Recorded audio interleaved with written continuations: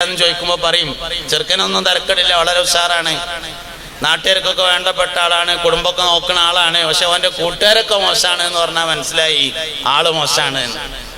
ഏത് മനുഷ്യനെയും വിലയിരുത്തുമ്പോൾ രണ്ടാമത് നോക്കുന്നത് കൂട്ടുകാർ ആരൊക്കെയാണ് എന്നാണ്.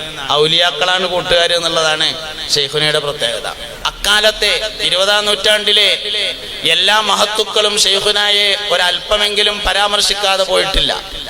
മഹാനായ ശൈഖുന റഹിമഹുല്ലയുടെ മൗലൂദ് ഓതിയത് അരിമ്പ്രസ്താദാണ്. അരിമ്പ്രസ്താദ് എന്ന് പറഞ്ഞാൽ വിലായത്തുള്ള ആളാണെന്നുള്ളതിൽ ആർക്കും തർക്കമില്ലല്ലോ. ആ കാലത്തെ ഔലിയാക്കൾ ആരിഫീങ്ങൾ ശൈഖുന റഹിമഹുല്ലയെ പരാമർശിക്കാതെ പോയിട്ടില്ല എന്നുള്ളത് അവരുടെ മഹത്വത്തെ സൂചിപ്പിക്കുന്നു. മാത്രമല്ല, ഒരു കാലത്തിന്റെ ഏറ്റവും വലിയൊരു സമുദ്ധാരകൻ എന്ന് പറയാവുന്ന തരത്തിൽ നമ്മുടെ കേരളത്തിൽ മൺമറഞ്ഞു പോയ എല്ലാ മഹത്തുക്കളെയും കണ്ടെത്തിയിട്ടുണ്ട്. 2 ആഴ്ച മുമ്പ് ഞാൻ മംഗലാപുരത്ത് കുറെ ഉള്ളോട്ട് പോയിട്ട് ഒരു സ്ഥലത്ത് ഒരു പരിപാടിക്ക് പോയപ്പോൾ അവിടെ ഒരു മക്കാമുണ്ട്. അപ്പൊ ആ മക്കാമിൽ സിയാറത്ത് ചെയ്യാൻ വേണ്ടി കയറിയപ്പോൾ ആ നാട്ടുകാർ പറഞ്ഞു, മഹാനായ ശൈഖുന ശംസുൽ ഉലമ ഇവിടെ വന്നിട്ടുണ്ട്, ഇതൊരു സയ്യിദാണെന്ന് പറഞ്ഞു വന്നിട്ടുണ്ട്. അതിന്റെ ശേഷം പിന്നെ അവിടെ ഒരു ബോർഡുമ്മ സയ്യിദ് എന്ന് കൂട്ടി എഴുതിയിട്ടുണ്ട്.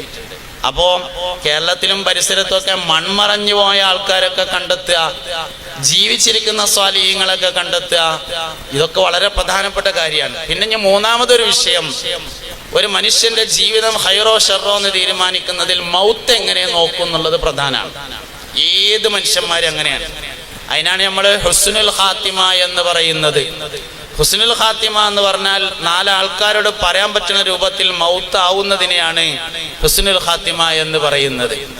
വാപ്പ മരിച്ചിട്ട് ചെന്ന് അപ്പോ മോനോട് ചോദിച്ചു, എന്തേ വാപ്പാക്ക് തരണമെന്ന് ചോദിച്ചു. കാര്യമായിട്ട് ഒന്നും ഉണ്ടായിരുന്നില്ല.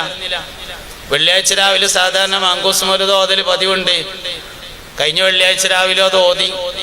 മരിച്ചവർക്ക് യാസീൻ ഓതി തോരന്ന് അദ്ദാദൊക്കെ ചൊല്ലി ഇശാംസ്കാരം കഴിഞ്ഞ് ഭക്ഷണം കഴിച്ച് മൂത്രയിച്ച് ഒതുണ്ടാക്കിയിട്ട് വാപ്പ കടക്കാൻ പോയോടത്തുനിന്ന് നെഞ്ഞത്ത് കൂടി ഒരു വേദന ഉണ്ട് എന്ന് പറഞ്ഞു. ഞങ്ങൾ ഓടിച്ചെന്ന് കട്ടിനമ്മക്ക് എടുത്തിടത്തി സംസം വെള്ളം വേണമെന്ന് പറഞ്ഞ് കൊണ്ടേ കൊടുത്തു. 3 മുറുക്ക് കുടിച്ചിട്ട് കട്ടിലുമെങ്ങനെയാണ് നീണ്ടു നിന്ന് കടന്നങ്ങാണ്ട് ലാ ഇലാഹ ഇല്ലല്ലാഹ് എന്ന് 3 വട്ടം പറഞ്ഞ് പിന്നെ വാപ്പ ഒരു വലി ഇങ്ങനെയാണ് വലിച്ചു. പിന്നെ വാപ്പ മുണ്ടിയില്ല എന്ന് പറയുമ്പോ സംഗതി വാപ്പ മരിച്ചു എന്നാണ് പറഞ്ഞു വെച്ചാലും പറയണേന് ഒരു ചൊറുക്കുണ്ട്. അതിന്റെ പേരാണ് ഹുസ്നുൽ ഖാത്തിമ എന്ന് പറഞ്ഞത്. അതുകൊണ്ടാണ് നമ്മൾ ശംസുൽ ഉലമയുടെ വഫാത്ത് ഇങ്ങനെ എപ്പോഴും പറഞ്ഞത്. ആൾക്കാർ ചോദിക്കും, നിങ്ങൾക്ക് ഈ ഫാത്തിമ ഹോസ്പിറ്റലിൽ കിടന്ന വഫാത്ത് അല്ലാതെ വേറൊന്നും പറയാനില്ലേ? വേറൊരു ചോദ്യമാണ്, ആ മദ്രസന്റെ എണ്ണ അല്ലാതെ വേറൊന്നും പറയാനില്ലേ? അത് പറയാൻ മാത്രം ഉള്ളതുകൊണ്ടാണല്ലോ ഈ സംഗതി.